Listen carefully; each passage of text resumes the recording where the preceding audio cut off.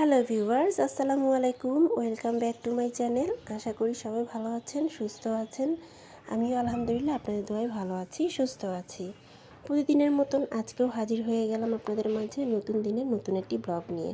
আশা করব সবাই সম্পূর্ণ ভিডিওটি দেখে ফুল ওয়াচ করে দিয়ে আপনার গঠনমূলক একটা কমেন্ট করে দিয়ে যাবেন এবং একটা লাইক দিয়ে যাবেন। আপনার একটা লাইকই আমাকে অনেক অনেক উৎসাহ জাগায় দিবে একটা ভিডিও বানানোর জন্য। তো এই তো বিকাল থেকে আমি ব্লগটা শুরু করেছি। তো বিকালবেলা আমি একটু ছাদে যাব বাচ্চাদেরকে নিয়ে। তো বেশ সন্ধ্যার টাইম হয়ে আসছে, তাড়াতাড়ি করে একটু ছাদে ঘুরে আসতে যাচ্ছি আর কি। সেখানে আমার অনেক গাছপালা আছে, ওখানে পানি দেওয়ার প্রয়োজন আছে, একটু গাছের পরিচর্যা করব ভাবতেছি। এই যে এই ফ্ল্যাটের একটা বাচ্চা সবসময় আমার বাচ্চাকে নিয়ে মানে ডাকাডাকি করে, খেলা করতে চায় আর কি, সমবয়সী। তো ও তো ঘুম থেকে উঠছে মাত্র, তো তার জন্য ওর মন মানসিকতা ভালো না, মানে মুড ভালো না আর কি। তো ফিরেও ওর দিকে তাকাচ্ছে না। এদিকে আমার বেগুন গাছে মাশাল্লাহ আবার নতুন করে ফুল আসছে, বেগুনও হয়েছে। এই পর্যন্ত অনেক অনেক বেগুন খেয়েছি। আর এই যে দেখেন আমার খুব খুব খুব শখের একটি গাছ, ড্রাগন গাছ। আমি এই ড্রাগন গাছটাতে যথেষ্ট পরিমাণে পরিচর্যা করি। পরিচর্যা বলতে আমি যখন আলুর খোসা, পেঁয়াজের খোসা বা সবজি টবজি কুচায় রাখি, যেগুলো মানে খোসাগুলো থাকে, এগুলো প্রতিনিয়ত আমি গোড়াতে দিতে থাকি, দেই এই সমস্ত সারগুলো দিয়ে। তো যাক মাশাল্লাহ অনেক পুষ্টি পাইছে গাছটায়, অনেক বড় হয়েছে, ডালপালা অনেক ছড়াই গেছে চারিদিকে। তো এটাতে আসলে অনেকে তো বাঁশ দিয়ে, বড় বড় বাঁশ দিয়ে আটকায় দেয়। তো আমার এতটুকু জায়গার মধ্যে আমি বাঁশ দিয়ে আটকায় রাখতে পারতেছি না, তো কি আর করব। দেখছো, তো যাই হোক, দুইটা ফল আসছে, ড্রাগন ফল দুইটা আসছে, দেখে তো মনটা জুড়ে যাচ্ছে, পরানটা জুড়ে যাচ্ছে। মাশাল্লাহ মাশাল্লাহ মাশাল্লাহ, আমার খুব খুশি লাগতেছে। এদিকে হচ্ছে কি লেবু গাছে লেবু একটা ছিল, আপনারা অনেকেই হয়তো দেখেছেন। তো এই লেবুটা মাশাল্লাহ অনেক বড় হয়েছে, বেশ ভালোই বড় হয়েছে। এই লেবুটা হচ্ছে কি আরও বড় হবে, হতেও পারে, এটা যেহেতু মালটা গাছ। তো এই তো চারিদিকে দেখেন অন্ধকার হয়ে আসতেছে, চারিদিকে বিল্ডিং আর বিল্ডিং। মাঝখানে আমি চারতলা থেকে নেমে এসে আরেক বিল্ডিংয়ে আসছি আর কি, সেটাও আমাদেরই ছাদ। তো সেখানে ঘুরতে আসলাম, এই আর কি। তো এই যে এখানে শুধু একটুখানি জঙ্গল মতন আছে, এদিকে একটু তাকায় টাকায় দেখলে পরেও ভালো লাগে। আর এই যে আমার ছেলে খুব শখ করে যে গাছগুলো লাগিয়েছিল, বেগুন গাছ, তারপরে পুঁইশাক গাছ, আমার থেকে দেখে দেখেই তো শিখে এগুলো। এই যে এখানে ডালপালা দিয়েছিলাম, পুঁইশাকের ডাল কিছু বসাই দিছিলাম, মাশাল্লাহ বৃষ্টির পানি পেয়ে এখানে পাতাগুলো গজাইছে, খুব সুন্দর লাগতেছে মাশাল্লাহ।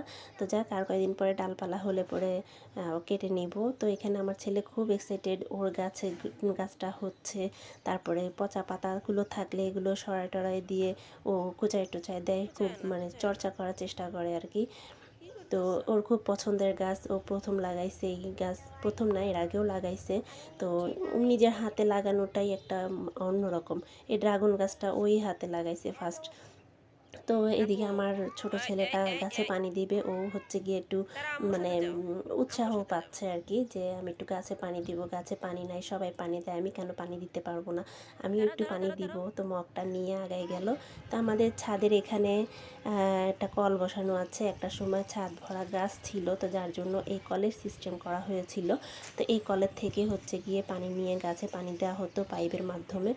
এখন আসলে মানে গাছগুলোতে পরিচর্যা করার মতন সেরকম লোক নাই, দেখাশোনা করার মতন কোনো লোক নাই, গাছগুলো শুধু শুধু মরে যায়, নষ্ট হয়ে যায়। তো এই কারণে এখন আর কোনো গাছ টাছ লাগানো হয় না, আমারও সময় হয় না ছাদে আসা। তো এই তো আমার ছেলে গাছে পানি দিচ্ছে, যদিও মানা করেছি কারণ অনেক বৃষ্টি হয়েছে, বৃষ্টির কারণে পানি জমে যাচ্ছে, গোড়া নষ্ট হয়ে যাচ্ছে।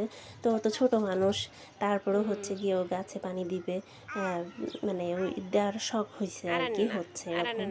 তো যাক কয়েকবার করে পানি দিচ্ছে ড্রাগন গাছে, তারপর অন্যান্য গাছে। এখানে এই যে মানকচু গাছ আছে, এই মানকচু গাছটা দেখে আমার বেশ ভালো লাগলো। আমাদের আরেকটা বাগান আছে ওইদিকে, সেই বাগানে একটা মানকচু গাছ হয়েছে। তো এখানে আমি ডালপালা কিছু ছাঁটাই করে দিব, ফল আসার সময় হয়ে গেছে, যেহেতু এখন ড্রাগন ফলের সিজন চলতেছে। এখন কিছু ডাল কেটে দিলে পরে ভালো হবে, কারণ ফলন নাকি বেশি হয়, এটা আমি অনেক জায়গাতে শুনছি। তো যার জন্য বাড়তি কিছু ডালপালা আমি কেটে ছাঁটাই করে দেব। এই যে দেখেন এতগুলো কাটছি, কতগুলো কাটছি, নিজের কাছেও মায়া লাগতেছে যে আবার গাছটা মরে না যায়।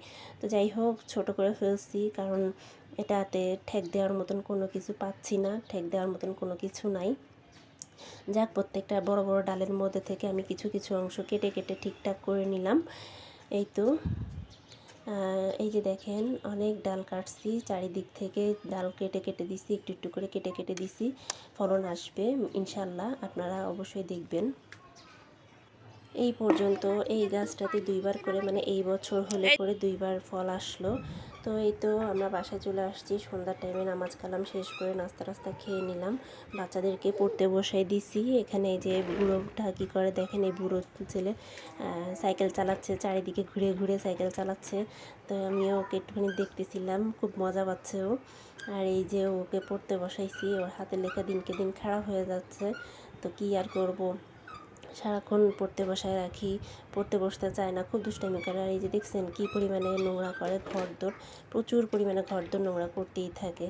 তারপরে এই যে দেখেন ওর হাতের লেখা, মাশাআল্লাহ হাতের লেখা সুন্দর, তবে সাদা খাতাতে লিখতে পারে না। সাদা খাতাতে মাদ্রাসা থেকে সাদা খাতা দিচ্ছে, ডাইরেক্ট সাদা খাতা দিচ্ছে, তো সেখানে লিখতে হবে। তো এখনও সাইজ মানে আয়ত্তে আনতে পারেনি আর কি। বাংলা খাতা দিলে, ইংলিশ খাতা দিলে পরে সুন্দর করে লেখার চেষ্টা করে, কিন্তু সাদা খাতাতে লিখে উঠতে পারে না।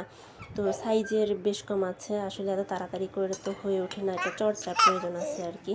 তো নিয়মিত আমি চেষ্টা করি চর্চা করানোর। তারপরে যে এখানে একটু আমার শাশুড়ি সেমাই পাঠাইছে বাচ্চাদের জন্য, তো বাচ্চাদেরকে একটু খাওয়াই দিচ্ছে। আমার ছোট ছেলে তো খুব মজা পাচ্ছে আর কি, যে ওর দাদি পাঠাইছে ওদের জন্য, মানে খাওয়ার জন্য খুব তাল করতেছে আর কি।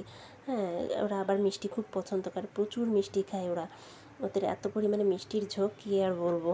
তো এই যে বাচ্চাদেরকে খাওয়াই দিচ্ছি। এখানে কিশমিশ ছিল, তারপরে হচ্ছে গিয়ে বেশ অনেকখানি কাজু বাদাম ছিল। আমার তো খুব মজা লেগেছে, ওদেরকে না খাওয়াই তো আমি আগে খেতে পারি না। তো ওদেরকে এই যে একটু একটু করে খাওয়াই দিচ্ছি, ওদেরকে খাওয়াচ্ছি, আমি নিজেও একটু মাঝে মধ্যে খাচ্ছি, কারণ আমিও ওদের মতন মিষ্টি খুব পছন্দ করি। মিষ্টি খোর বলতে গেলে মানে টক ঝাল অতটা ভালো লাগে না, আর ভালো লাগে না বলতে তা না, খাই মোটামুটি আর কি, তবে মিষ্টিটা বেশি খাওয়া পড়ে। তো যারা ভিডিওটি দেখতে দেখতে এত দূর পর্যন্ত চলে আসছেন, তারা অবশ্যই একটা লাইক দিতে ভুলে গেলে একটা লাইক দিয়ে যাবেন, আপনার গঠনমূলক একটা কমেন্ট রেখে যাবেন। এটাই অনুরোধ রইল, আমাকে সাপোর্ট করবেন, আমিও আপনাদেরকে সাপোর্ট করব ইনশাল্লাহ। তো এই তো দুপুরের জন্য আয়োজন চলতেছে, মিষ্টি কুমড়া দিয়ে, চিংড়ি মাছ দিয়ে মিষ্টি কুমড়া দিয়ে রান্না করব। তো পেঁয়াজ দিয়ে দিলাম এখানে, তেলের মধ্যে পেঁয়াজ দিয়ে দিলাম, কিছু কাঁচামরিচ দিয়ে দিলাম, তারপর হচ্ছে যে চিংড়ি মাছ দিয়ে দিলাম, একটু হালকা ভাজা দিয়ে তারপর হচ্ছে অন্যান্য মশলাগুলো অ্যাড করব। একটু ভাজা দিচ্ছি, কারণ চিংড়ি মাছ থেকে একটু মানে ভাজা ভাজা হলে বেশ ভালোই লাগে। তো এখানে আমি পেঁয়াজ বাটা আর রসুন বাটা একসাথে করে রেখেছিলাম, সেগুলো দিয়ে দিলাম, একটু জিরা বাটা দিলাম, তারপরে যে লবণ দিলাম, হলুদ দিলাম, মরিচের গুঁড়ো একটু দিলাম। তো দিয়ে একটু ভালো করে এটাকে কষিয়ে নেব। এটা মশলাটা যতটা কষানো হবে তরকারিটা ঠিক ততটাই মজা হবে। আর তাছাড়া চিংড়ি মাছ বলতে গেলে পরে মজার একটা মাছ, যেখানেই দেন না কেন, যেভাবেই রান্না করে না কেন, রান্নাটা এমনি সুস্বাদু হয়ে যায় শুধুমাত্র এই চিংড়ি মাছের কারণে, কি তাই না? তো যাই হোক, আমি ওটাকে ভালো করে কষিয়ে নিয়েছি, তারপরে এই যে আলুগুলো দিয়ে দিয়েছি।